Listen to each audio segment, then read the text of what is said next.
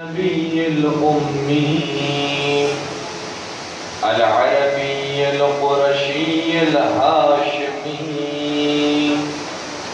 المكي المدني الأبتحي التهامي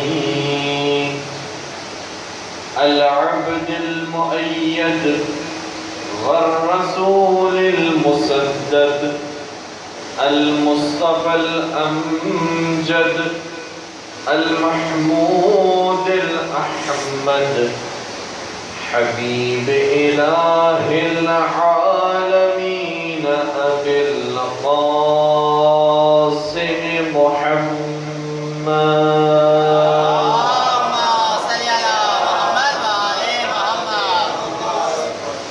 وعلى أهل بيته الطيبين الطاهرين المعصومين المظلومين الذين أذهب الله عنهم الرجس وطهرهم تطهيرا.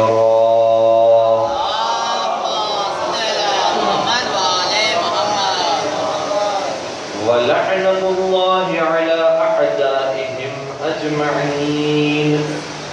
أما بعد فقد قال الله تبارك وتعالى في محكم كتابه المجيد وفرقانه الحميد. بسم الله الرحمن الرحيم. قل هل يستوي الذين يعلمون والذين لا يعلمون. درود پڑھ دیجئے محمد و آلہ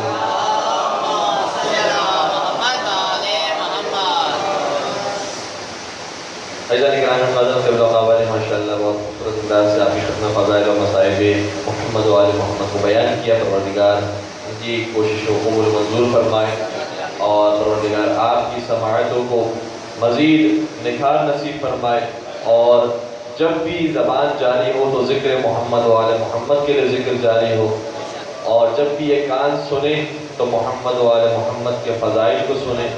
انشاءاللہ اسی محبت محمد و آل محمد کو پروردگار ہمارے سینوں میں جاری رکھے اور جینا اور مرنا اسی کے ساتھ ہمیں نصیب فرمائے.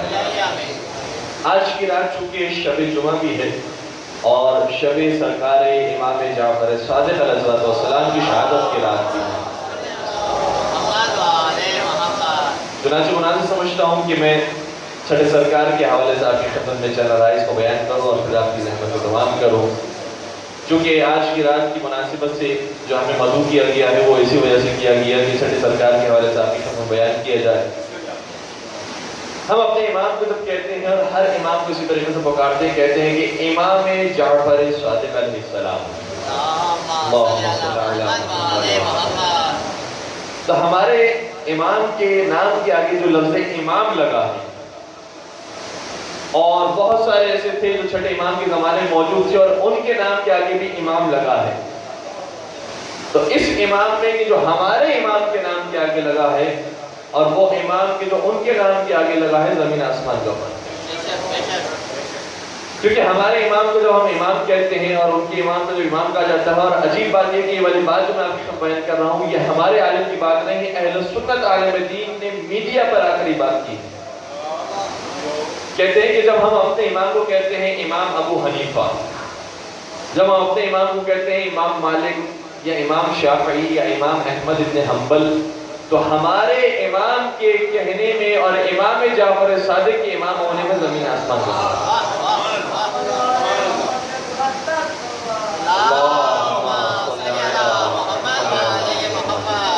فرق کیا ہے. اب انہوں نے بہت زیادہ واضح تو بات بیان نہیں کی ہے، لیکن میں آپ کی خدمت اس بات کو وضاحت کے ساتھ پیش کروں کہ دیکھیں امام ابو حنیفہ کو بھی امام کہا جاتا ہے، امام مالک کو، امام شافعی کو، امام احمد بن حنبل کو کیوں کہا جاتا ہے؟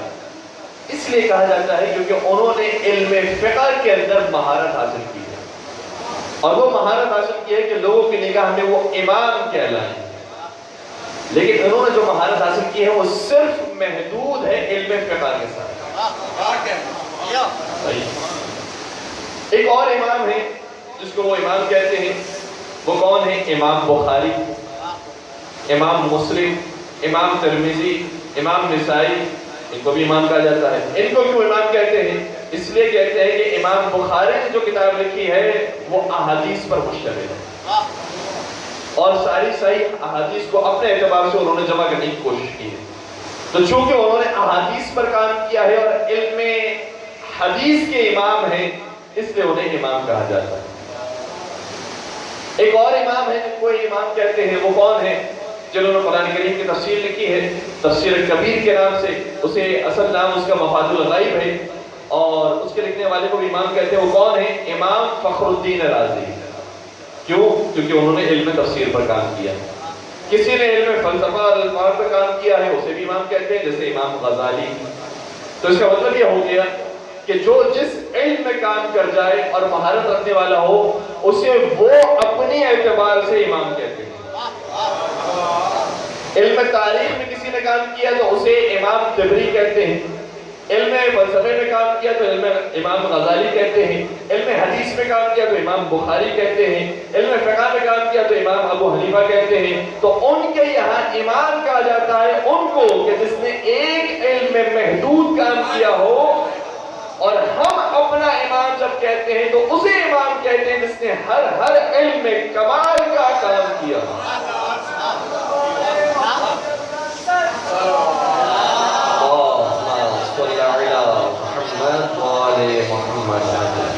جسے علم فقہ مسائل کو حل کروانا ہو وہ امام صادق کے پاس جائے. جسے علم تفسیر کے مسائل کو حل کروانا ہو امام صادق کے پاس جائے. جسے علم رجال کے مسائل کو حل کروانا ہو امام صادق کے پاس جائے. جسے علم فلسفے کے مسائل کو حل کروانا ہو امام صادق کے پاس جاؤ. جسے علم طب کے مسائل کو حل کروانا ہو وہ امام صادق کے پاس جائے. جسے علم نجوم کے مسائل جاننے ہو وہ امام صادق کے پاس جائے. جسے علم حیرت کے مسائل کو جاننا ہو وہ امام صادق کے پاس جائے. اور خلاصہ یہ ہے کہ تمام مسائل سے چھٹکارا چاہتے ہو تو امام صادق کے در پر آؤ اور ہلاکت سے بچنا چاہتے ہو تو امام صادق کے در پر.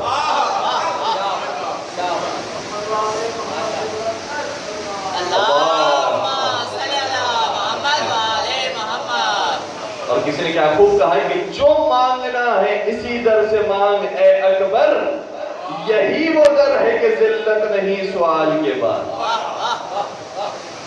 تو چھٹے امام کا دروازہ وہ ہے کہ جو ہر علم کے سوال کرنے والے کے لیے کھلا ہوا ہے.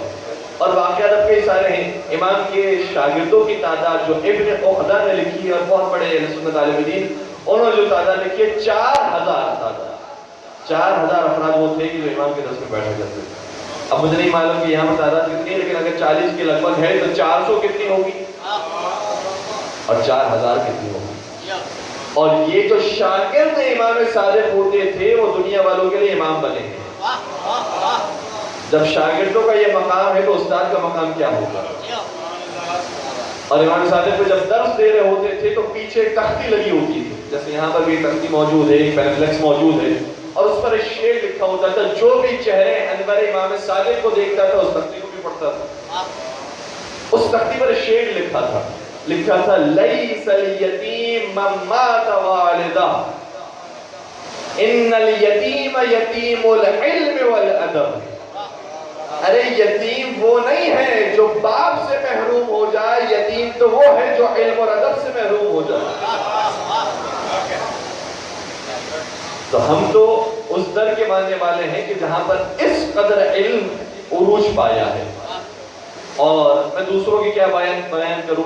خود امام ابو حنیفہ کا کہنا یہ ہے، کہتے ہیں کہ لولا جعفر ابن محمد، اگر جعفر صادق نہ ہوتے تو ما علم الناس مناسک حجہم، تو لوگوں کو معلوم ہی نہ ہوتا کہ حج کیسے کیا جاتا ہے.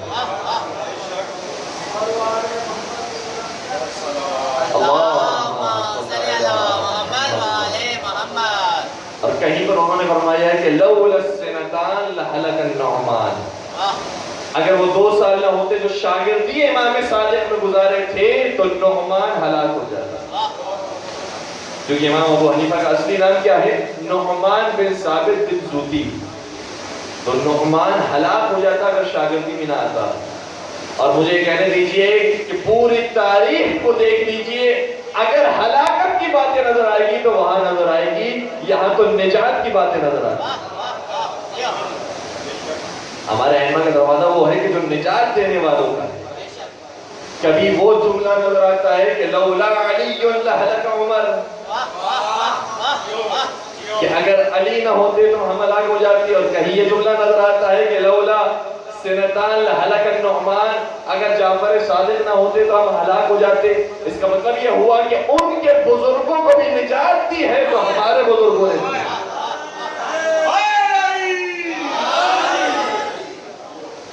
اور واقعات بہت سارے ہیں کہ امام ابو حنیفہ کے کتنے سارے واقعات و مناظرے ہوئے ہیں چھٹے سرکار سے، اور چھٹے سرکار نے بار بار روایت فرمائی، یاد رکھو اے ابو حنیفہ تم قیاس سے کام لیتے ہو، ایک مسئلے کو دیکھتے ہو، ایک جواب کو دیکھتے ہو، اور دوسرے مسئلے کا جواب نہیں معلوم ہوتا ہے تو سمجھتے ہو کہ اس کا جواب بھی ویسے ہی ہوگا۔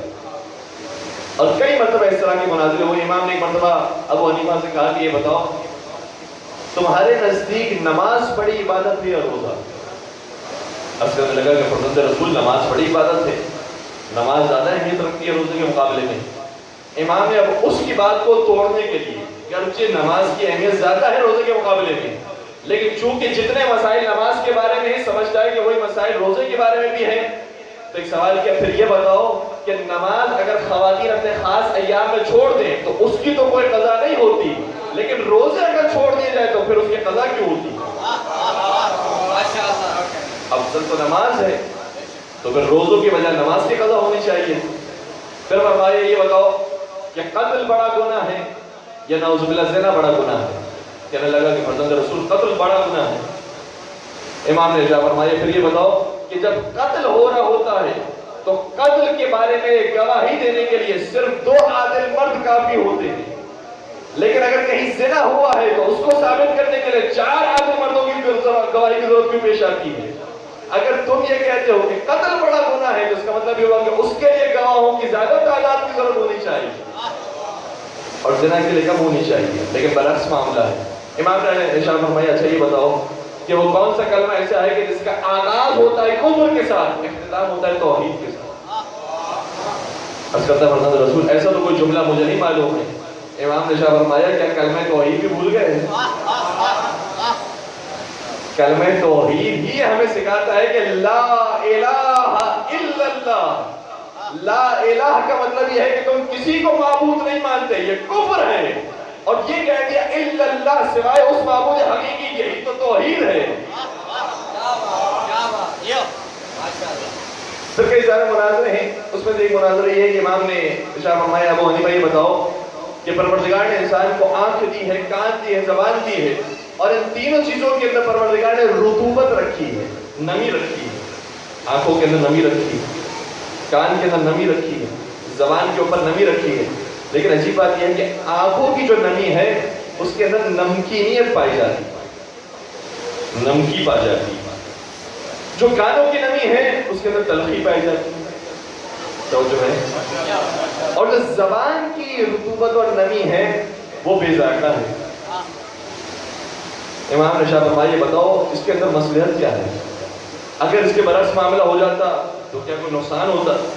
کہ جو زبان کی رطوبت ہے وہی آنکھ پہ رکھ دی جاتی، جو کان کی رطوبت ہے وہ زبان پہ رکھ دی جاتی، کیا اس کے اندر کوئی فرق پیدا ہو جاتا؟ کہتا ہے کہ فرزند رسول میں تو یہ نہیں جانتا کہ اس کے اندر کیا مصلحت ہے۔ امام نے ارشاد فرمایا اگر آنکھ کی نمی نمکینیت پر مشتمل نہ ہوتی تو آنکھیں ضائع ہو جاتی۔ کیوں؟ کیونکہ آنکھ بنی ہے چربی سے، اور چربی کی حفاظت کے لیے نمک ضروری ہے۔ پھر امام نے ارشاد فرمایا جو رطوبت کانوں کے اندر موجود ہے اس کے اندر تلخی کیوں ہے؟ کیا تلخی اس لیے ہے کیونکہ جب تم سوئے ہوئے ہوتے ہو تو کچھ حشرات ایسے ہوتے ہیں جو تمہارے کان سے داخل ہو سکتے ہیں، اور کان سے داخل ہونے کے بعد مغز تک جا سکتے ہیں، تمہیں ہلاک کر سکتے ہیں۔ پروردگار نے اگر کانوں میں تلخی کو نہ رکھا ہوتا تو کوئی انسان زندہ ہی نہ رہتا۔ پھر امام نے ارشاد فرمایا کہ زبان کے اوپر جو بے ذائقہ رطوبت رکھی ہے وہ اس لیے رکھی ہے تاکہ زبان پر جو چیز آئے اس کا ذائقہ محسوس ہو۔ تو امام نے ارشاد فرمایا جو اپنے بدن کے حالات کو نہ جانتا ہو وہ دین کو کیا جانتا ہوگا۔ اور میں مولا کی بات کو آگے بڑھاؤں کہ جب پروردگار نے بدن اتنا خوبصورت بنایا ہے اور اتنا مناسب بنایا ہے کہ جس کے اندر رد و بدل کی گنجائش نہیں ہے، تو وہ خدا جس نے دین بنایا ہوگا وہ کتنا مکمل بنایا ہوگا، اور اس میں بھی کوئی رد و بدل کی گنجائش نہیں ہے۔ درود پڑھ دیجئے محمد و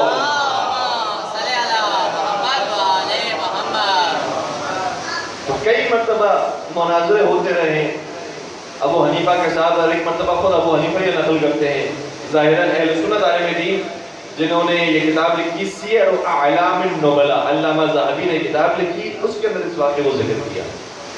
امام ابو حنیفہ نے کہا کہ ایک دن منصور دماغی نے مجھے پاس ایک آدمی بھیجا اور کہا کہ امام صادق کے چاہنے والے ماننے والوں کی تعداد بڑھتے جا رہی ہے، لہذا تم ان کے روب کو توڑنے کے لیے 40 مشکل ترین مسائل کو پیدا کرو اور وہ سوالات لکھ کر آؤ، تاکہ جب دربار میں امام صادق کو بلایا جائے تو ان کے سامنے جب تم یہ سوال کرو تو امام صادق کہیں گے مجھے تو اس کا جواب نہیں معلوم، جس نے اپنے جیسا سمجھا ہوا تھا وہ تو یہی کہے گا۔ چنانچہ امام ابو حنیفہ یہ کہتے ہیں کہ میں نے 40 سوالات کو تیار کیا۔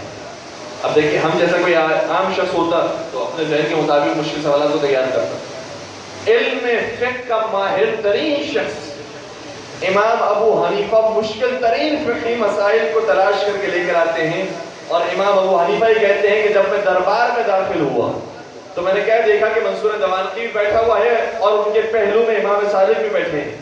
منصور دوانقی کو دیکھتا ہوں تو مجھے کوئی فرق نہیں پڑتا، لیکن جیسے ہی میری نظر امام جعفر صادق کو پڑی تو ان کا خوف میرے دل میں بیٹھ گیا۔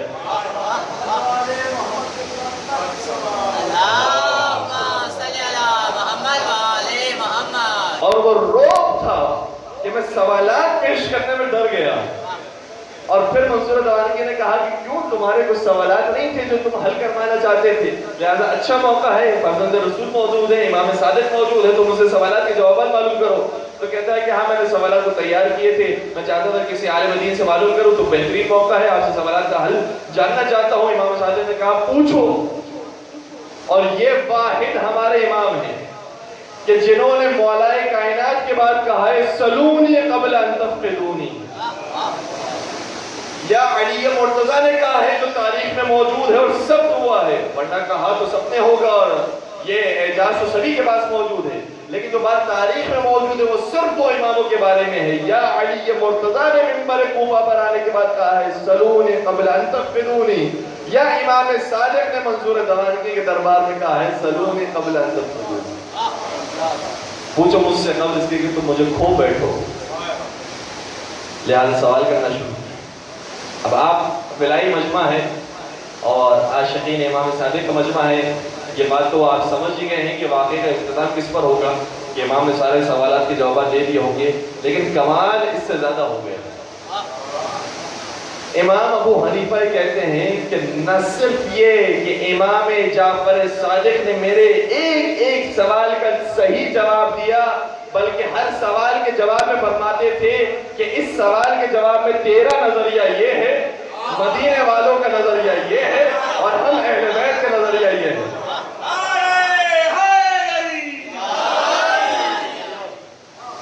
اور ایک ایک سوال کے جواب میں کہتے تھے کہ تمہارا نظریہ یہ ہے، مدینے والوں کا نظریہ یہ ہے، کوفے والوں کا یہ ہے، مدینے والوں کا یہ ہے، اور کبھی کہتے تھے کہ ہمارا نظریہ کوفے والوں جیسا ہے، کبھی کہتے تھے ہمارا نظریہ مدینے والوں جیسا ہے، اور کبھی کہتے تھے کہ ہمارا نظریہ تم میں سے کسی کے جیسا نہیں ہے۔ یہاں تک کہ جب 40 سوالات کے جوابات امام نے اس طریقے سے دے دیے تو امام ابو حنیفہ کی زبان سے جملہ نکلا، فرمانے لگے ان اعلم الناس ما اعلمهم باختلاف الناس، یاد رکھو سب سے بڑا عالم دین وہ ہوتا ہے جو لوگوں کے اختلافی مسائل کو سب سے زیادہ جاننے والا ہو،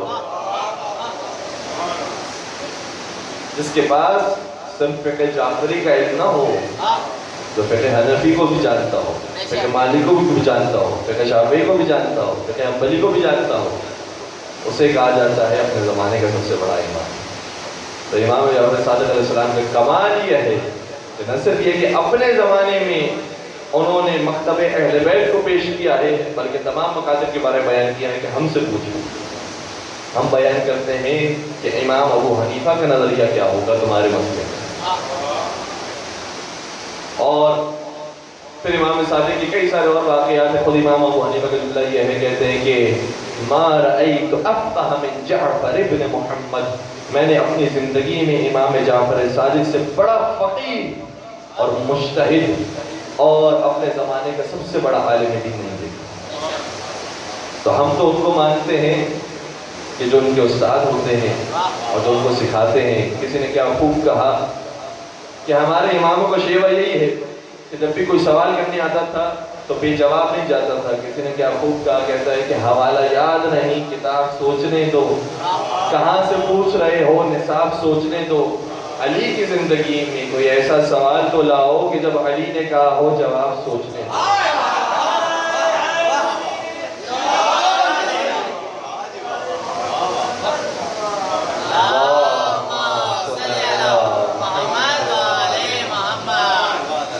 تو ہمارے امام وہ ہیں کہ جن کے نام کے آگے جو امام لگا ہے وہ اور ہے، اور جو ان کے امام ہیں ان کے نام کے آگے جو امام لگا ہے وہ اور ہے.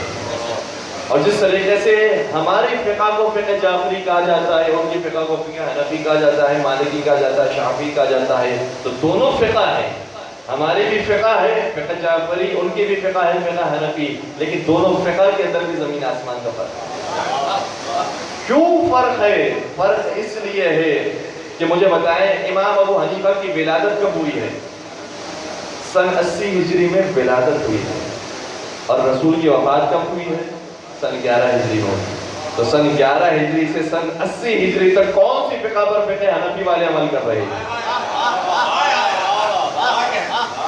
اور ہم بتاتے ہیں، اگر ہم سے پوچھتے ہو کہ فقہ جعفری والے کس پر عمل کر رہے تھے، کیونکہ امام جعفر صادق کی ولادت کی ایک روایت کے مطابق سن 80 ہجری کو، دوسری روایت کے مطابق سن 83 ہجری کو ہوئی ہے. تو ہم بتاتے ہیں کہ فقہ جعفری والے فقہ جعفری سے پہلے کس فقہ پر عمل کر رہے تھے؟ وہ اس سے پہلے فقہ باقری پر عمل کر رہے تھے، اس سے پہلے فقہ سجادی پر عمل کر رہے تھے، اس سے پہلے فقہ حسینی پر عمل کر رہے تھے، اس سے پہلے فقہ حسنی پر عمل کر رہے تھے، اس سے پہلے فقہ علوی پر عمل کر رہے تھے. اور یہی وہ فقہ ہے جو نبی اکرم لے کر آئے تھے.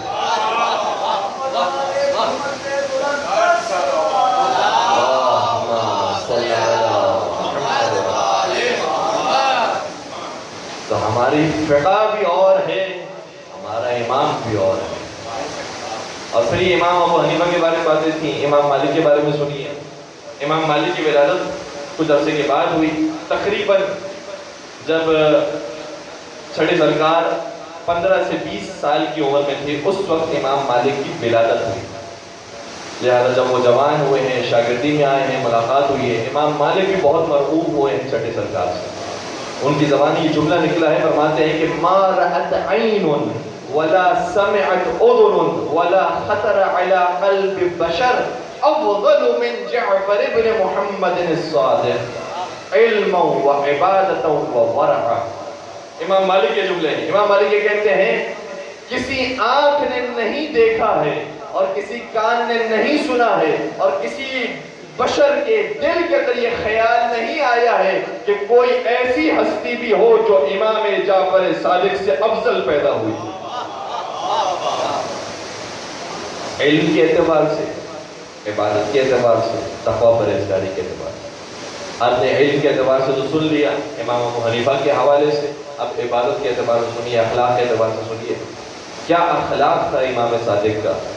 اور خود یہ امام مالک یہ کہتے ہیں کہ جب میں گیا ہوں خدمت امام صادق میں تو ہمیشہ اپنی مسند سے جو تکیہ ہوتا تھا وہ نکال کر میرے نیچے رکھ دیا کرتے تھے کہ تم آرام کرو.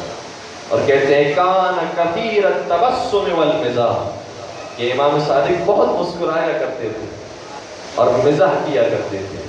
اور پھر آگے جب فرماتے ہیں وَإِذَا ذَكَرَ النَّبِيُّ، لیکن جب نبی اکرم کا نام آ جاتا تھا تو ان کے چہرے کی رنگت اڑ جاتی تھی، ایک خوف کی کیفیت طاری ہو جاتی. اور کہتے ہیں کبھی بھی حدیث رسول امام نے بیان نہیں کی مگر یہ کہ باوضو ہوتے تھے، طہارت کے ساتھ بیان کرتے تھے. اور پھر کہتے ہیں کہ جب میں نے دیکھا ہے امام صادق تو 3 حالتوں سے خالی نہیں دیکھا ہے. یا امام صادق سے ملاقات کرنے کے لیے گیا تو وہ نماز میں مشغول تھے، یا ملاقات کرنے کے لیے گیا تو وہ روزے میں مشغول تھے، یا افطار کر رہے تھے یا سحری کر رہے تھے، مشغول روزہ تھے. یا امام صادق کو دیکھا ہے تو تلاوت قرآن کریم میں مشغول. ان تین حالتوں سے امام صادق کو خالی نہیں دیتے.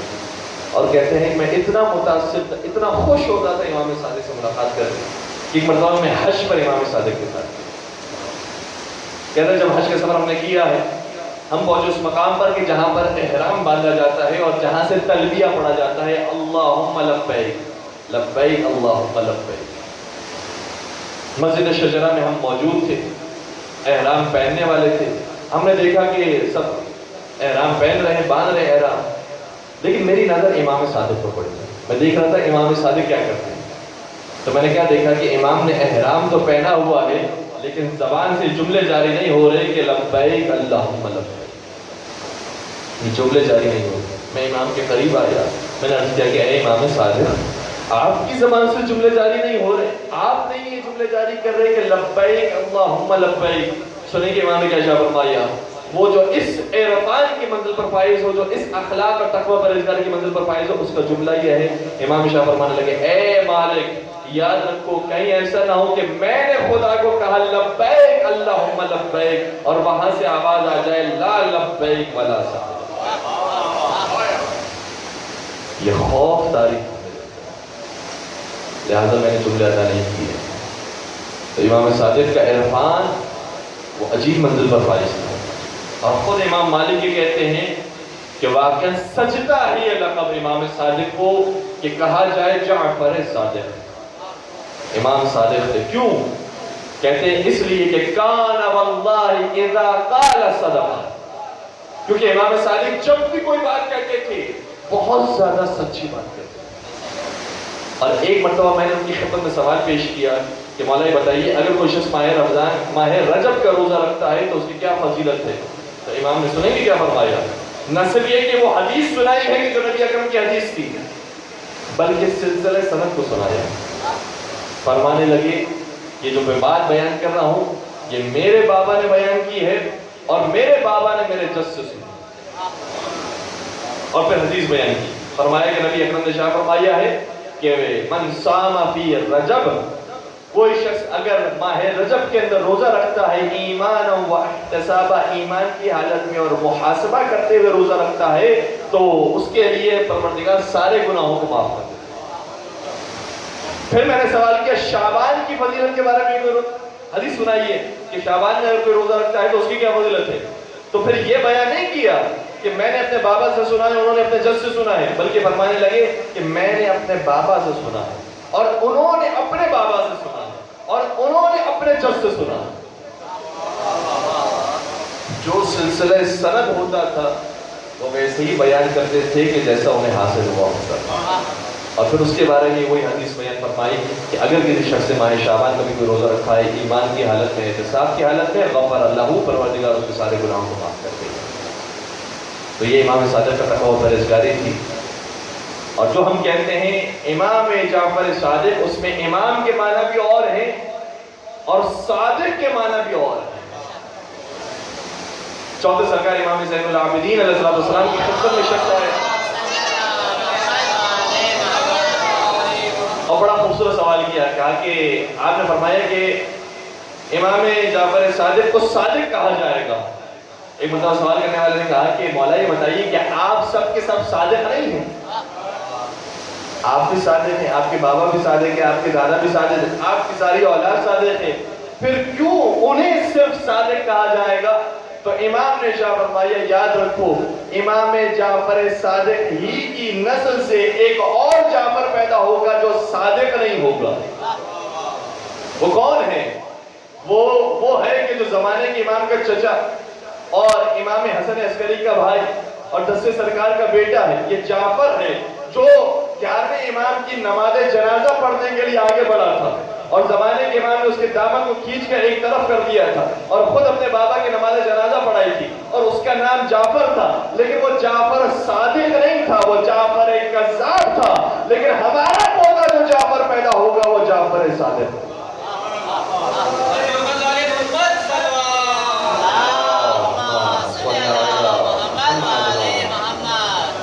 اس لیے امام جعفر کو جعفر صادق کہا جاتا ہے. یہ وہ جعفر ہیں کہ جو سچ بولنے والے ہیں اور وہ جعفر جو پیدا ہونے والا ہے وہ جعفر تو ہوگا، حتیٰ اولاد اولاد رسول میں سے ہوگا، لیکن اس کے باوجود وہ کذاب ہوگا، جھوٹا ہوگا۔ اور آپ اس کے اوپر تعجب نہیں کیجیے گا، قرآن کریم میں واقعات موجود ہیں کہ جناب نوح کا فرزند ہے، نوح کا بیٹا ہے، نبی خدا کا بیٹا ہے، لیکن کافروں کے ساتھ ہوگی۔ نبی خدا نے شاہ فرمایا یا بنی ارکب معنا ولا تکن مع الکافرین، اے میرے بیٹے میرے ساتھ ہو جاؤ، میرے ساتھ کشتی میں سوار ہو جاؤ اور کافروں کے ساتھ نہ ہو جاؤ۔ تو نبی خدا کا بیٹا بھی ہو تو کافر ہو سکتا ہے۔ اسی لیے تو ہم کہتے ہیں کہ جب نبی خدا کا بیٹا کافر ہو سکتا ہے تو کیا زوجائے نبی؟ اس لیے نسبتیں بنانے سے کوئی فرق نہیں پڑتا، کردار بنانے سے فرق پڑتا ہے۔ درود پڑھ دیجیے محمد و